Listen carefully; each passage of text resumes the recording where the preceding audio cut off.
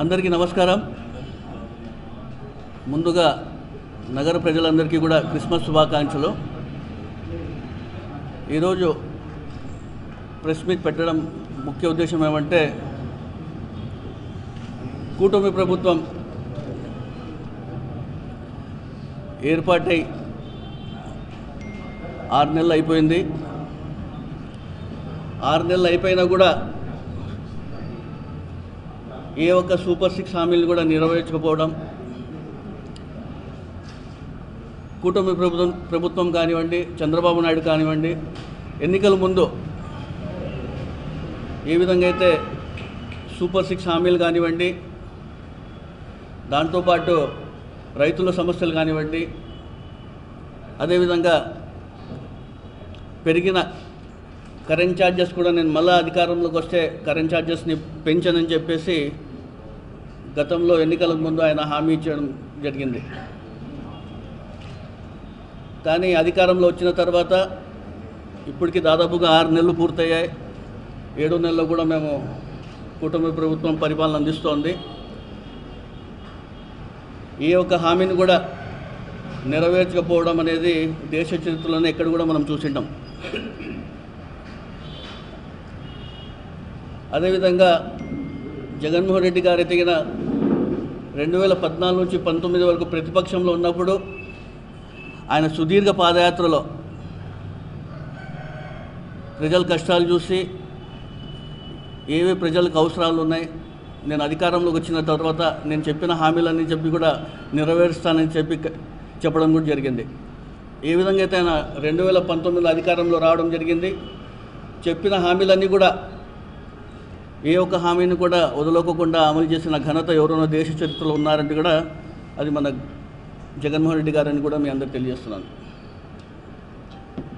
గత ప్రభుత్వంలో మనం చూస్తే ప్రజలందరూ కూడా జగన్మోహన్ రెడ్డి గారు ఒక సంక్షేమ క్యాలెండర్ రిలీజ్ చేసి ప్రతి నెల కూడా డీబీటీ ద్వారా ప్రజల ఖాతాలో నగదు జమ చేసిన గొప్ప నాయకుడు జగన్మోహన్ రెడ్డి గారు. ఈరోజు కూటమి ప్రభుత్వం ఏర్పాటై 6 నెలలు అయిపోయింది. ప్రజలు డిఫరెన్సెస్ చూస్తున్నారు. గతంలో ఏమి ఇప్పుడు ఎట్లా ఉందంటే, గతంలో ప్రజలందరూ కూడా అక్టోబర్ వస్తే ఈ నెలలో ఇది పడుతుంది, నవంబర్ వస్తే ఈ పథకం డీబీటీ ద్వారా మా అకౌంట్లలో పడేది, డిసెంబర్ వస్తే ఈ నెలలో పడేది అని చెప్పుకోవడం జరుగుతుంది. కానీ కూటమి ప్రభుత్వం ఏర్పాటైన తర్వాత నుంచి ప్రజలందరూ కూడా ఏదో సూపర్ సిక్స్ అని చెప్పి చంద్రబాబు నాయుడు గారు వస్తే అధికారంలోకి ఇంకా జగన్మోహన్ రెడ్డి గారి కన్నా ఎక్కువ వస్తాయి, మాకు డబ్బులు నగదు ఇంకా జమ అవుతుందని చెప్పి ఏ విధంగా అయితే చంద్రబాబు నాయుడు గారు మభ్యపెట్టి ప్రజలందరినీ కూడా ఓట్లు వేయించుకొని అధికారంలోకి వచ్చిన తర్వాత ఈరోజు చేయకపోవడం ప్రజలందరూ కూడా గమనిస్తున్నారు. అదేవిధంగా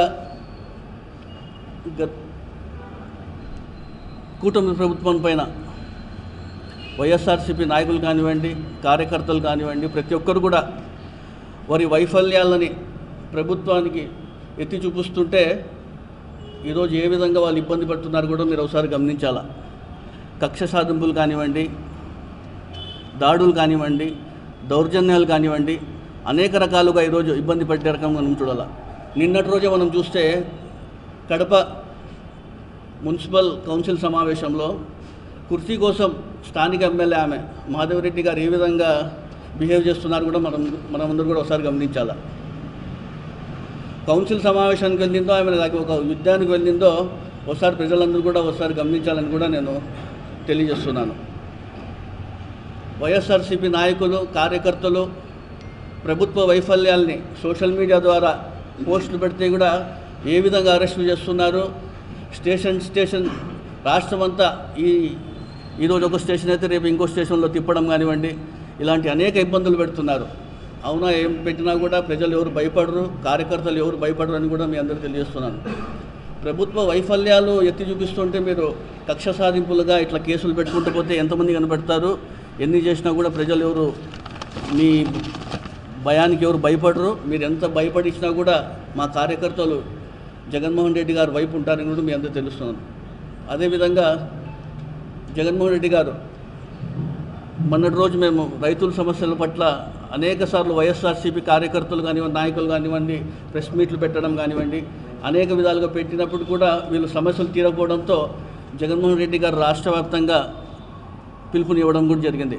రైతుల సమస్యలపై మనం పోరాటం చేయాలని చెప్పి ఉద్దేశంతో డిసెంబర్ 13వ తారీఖున ఏ విధంగా అయితే రైతు సమస్యలపై మేము పోరాటం చేశామో రాష్ట్ర వ్యాప్తంగా కూడా ప్రతి ఒక్క కార్యకర్త కానివ్వండి, ప్రజలందరూ, రైతులందరూ దాంట్లో పాల్గొని ఏ విధంగా ర్యాలీ కానివ్వండి, కలెక్టర్ దగ్గరకు వెళ్ళి మనం వినతి పత్రం అందించడం జరిగిందో ప్రజలందరూ కూడా చూశారు. ఏ విధంగా విజయవంతం చేసినాం కూడా ఈరోజు మనమందరూ కూడా ఒకసారి గమనించాలా. అదేవిధంగా గతంలో చంద్రబాబు నాయుడు గారు హామీలు ఇచ్చిన విధంగా కూటమి ప్రభుత్వం అధికారంలోకి వచ్చిన తర్వాత కరెంట్ ఛార్జీలు నేను వైఎస్ఆర్సీపీ ప్రభుత్వం పెంచింది, నేను అధికారంలోకి వచ్చిన తర్వాత ఎట్టి పరిస్థితుల్లో నేను పెంచనని చెప్పి ఏ విధంగా చెప్పినారు కూడా మీరు ఒకసారి గమనించాలా. ఆయన చెప్పిన వీడియోలు కూడా ఉన్నాయి మన దగ్గర. ఆ రోజు ఏం చెప్పడం జరిగింది, ఖచ్చితంగా నేను అధికారంలోకి వస్తే కన్నా నీకు 15,000 నీకు 15,000 అన్నట్లు కానివ్వండి, మహిళలకు 18,000 అని చెప్పినట్టు కానివ్వండి, అధికారంలోకి వచ్చినాక నేను ఖచ్చితంగా కరెంట్ ఛార్జీలు అయితే పెంచని చెప్పడం జరిగింది. ఈ వీడియో చూస్తే దీనికి నిదర్శనం తెలియజేస్తాను. నేను ఒకసారి కరెంటు ఛార్జీలు పెంచనని చెప్పి హామీ ఇస్తున్నా. ఈ వీడియో నేను చెప్పడం కాదు, అనేక సార్లు ఆయన చెప్పడం జరిగింది. ఇవన్నీ కూడా గమనించాలా. 6 నెలలు కాబోతోంది. ఏ ఒక్క రూపాయి కూడా ప్రజల ఖాతాలో ఇప్పటివరకు వేయలేదు. కేవలం ఒక పెన్షన్ తప్ప ఏ ఒక్క పథకాన్ని కూడా అమలు చేయని కూటమి ప్రభుత్వాన్ని కూడా మీ అందరికీ తెలియజేస్తున్నారు. అదేవిధంగా ఈరోజు పేద ప్రజలపైన కానివ్వండి, మధ్యతరగతి ప్రజలపైన కానివ్వండి కరెంట్ ఛార్జీలు పెంచడం అనేది ఎంతవరకు న్యాయమని కూడా ఒకసారి ప్రజలందరూ గమనించాలి. దాదాపుగా ఇప్పటికే 6 నెలలు అయిపోతుంది. ఈ 6 మంత్స్లోనే ఇప్పటికే దాదాపుగా 6,000 కోట్ల రూపాయలు ప్రజలపైన కరెంట్ ఛార్జీలు భారం వేసిన విషయం కూడా మీ అందరికీ తెలిసిందే. రాబోయే నెలలో మరి 9,000 రూపాయలతో మొత్తం పూర్తి చూసుకుంటే కన్నా 15,485 కోట్ల రూపాయలతో ఈరోజు కరెంట్ ఛార్జీలు పెంచిన ఘనత ఎవరు ఉన్నారంటే దేశ చరిత్రలో చంద్రబాబు నాయుడు గారిని మీ అందరూ తెలియజేస్తున్నాను. దీనికోసం అని చెప్పేసి చంద్రబాబు నాయుడు గారు అనేక సార్లు కేవలం అమరావతిని నేను డెవలప్ చేస్తాను, పోలవరం తీసుకొస్తాను, 8,000 కోట్ల రూపాయలు నేను ఆమోదించడం జరుగుతుంది, పోలవరం కోసం ఎందుకు తీసుకొస్తున్నాము అని ఏదో మొబ్బపెట్టి ప్రజల్ని ఏదో ఒకటి ప్రతిరోజులో పేపర్లో రావడం, ఏదో ఒకటి మేము డెవలప్ చేస్తున్నాం చెప్పడం తప్ప సంక్షేమ పథకాల గురించి హామీలు ఇచ్చారు, దాని గురించి నేను పట్టించుకోకపోవడం కూడా ప్రజలు ఒకసారి కూడా గమనించాలని తెలియజేస్తున్నాను. దీనికి సంబంధించి జగన్మోహన్ రెడ్డి గారు పెద్ద ఎత్తున రాష్ట్ర వ్యాప్తంగా పేదలకు అన్యాయం జరుగుతోంది. పేదల పట్ల వీళ్ళు కరెంట్ ఛార్జీలు పెంచడంతో పాటు కరెంట్ కోతలు కూడా చేస్తున్నారు. 2-3 గంటలు కరెంట్ పవర్ కట్ కూడా చేస్తున్నారు విషయం కూడా మనం చూస్తున్నాం. గ్రామాల్లో 2-3 గంటలు చలికాలం ఉంది, దోమలతో చాలా ఇబ్బంది పడుతున్న విషయం కూడా ప్రజలందరూ గమనిస్తున్నారు. అనే ఉద్దేశంతో ఎన్నిసార్లు ప్రభుత్వ దృష్టికి తీసుకెళ్తున్నా కూడా వీళ్ళు ప్రభుత్వం పట్టించుకోకపోవడంతో మరోసారి జగన్మోహన్ రెడ్డి గారు రాష్ట్ర వ్యాప్తంగా ఈ నెల 27వ తేదీన మొత్తం రాష్ట్ర వ్యాప్తంగా కాన్స్టిట్యున్సీ వైజ్గా జగన్మోహన్ రెడ్డి గారి ఆధ్వర్యంలో, అదేవిధంగా మన జిల్లా అనంత వెంకటరామరెడ్డి గారి ఆధ్వర్యంలో ప్రతి కాన్స్టిట్యున్సీలో కూడా ప్రతి ఒక్కరూ కార్యకర్తలు కానివ్వండి, నాయకులు కానివ్వండి, ప్రతి ఒక్కరు కూడా పాల్గొని ఈ కార్యక్రమాన్ని విజయవంతం చేయాల్సిందిగా తెలియజేస్తున్నాను. అదేవిధంగా గతంలో చెప్పినట్టు విధంగా ఆయన SC STలకు 200 విద్యుత్ యూనిట్లను, ఫ్రీ యూనిట్లను కూడా కొనసాగించే విధంగా కూడా ఈ పోరాటం కూడా చేస్తున్నామని మీ అందరికీ తెలియజేస్తున్నాను. ఏ విధంగా అయితే 15,000 కోట్ల 485 రూపాయలు ఏ విధంగా భారం వేశారో అది కూడా పేదల నుంచి వెనక్కి తీసుకోవాలని చెప్పేసి కూడా ఈ ప్రభుత్వాన్ని కూడా కోరడం జరుగుతోంది. దీనికి ప్రతి ఒక్కరు కూడా మన కాన్స్టిట్యున్సీ విధంగా నాయకులు కానివ్వండి, కార్యకర్తలు కానివ్వండి, ప్రతి ఒక్కరుగా దీనికి అందరూ పాలు పంచుకొని డిసెంబర్ 27వ తారీఖున ఉదయం 10 గంటలకు బ్రహ్మం గారి గుడి నుంచి పౌరస్ వరకు ర్యాలీగా వెళ్ళి అక్కడ ఉండే అధికారులని మనం వినతి పత్రం ఇవ్వడం జరుగుతుంది. ఈ కార్యక్రమంలో ప్రతి ఒక్కరు కూడా పాలు పంచుకొని ఈ కార్యక్రమాన్ని విజయవంతం చేయాల్సిందిగా మీ అందరికీ కోరడం జరుగుతుంది.